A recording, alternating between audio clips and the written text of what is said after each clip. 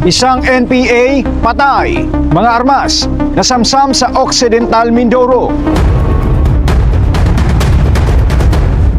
Isang miyembro ng New People's Army ang nasawi matapos makasagupa ng pinagsanib na puwersa ng 1st Infantry Battalion, 68th Infantry Battalion at 5th Scout Ranger Battalion sa Magsaysay Occidental Mindoro nito lamang ikasyam ng Hulyo. Na-recover sa lugar ang isang mataas na kalibre ng baril, mga war material at mga personal na gamit na iniwan ng mga tumatakas na mga rebelde. Patuloy naman ang pagtugis ng militar sa mga natitirang kasapi ng armadong grupo. Ayon sa militar, naisagawa ang operasyon matapos makatanggap ng impormasyon mula sa mga residente. Matatanda ang isang araw bago ang engkwentro. Nakarecover rin ang mga sundalo ng mga armas at improvised explosive devices sa Bulalakaw Oriental, Mindoro.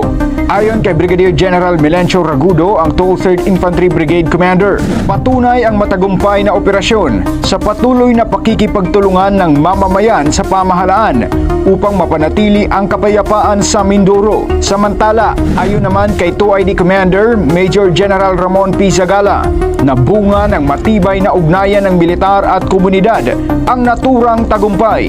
Hinikayat din ito ang publiko na ipagpatuloy ang pagbibigay ng impormasyon upang tuluyang mawakasan ang banta ng terorismo sa lalawigan.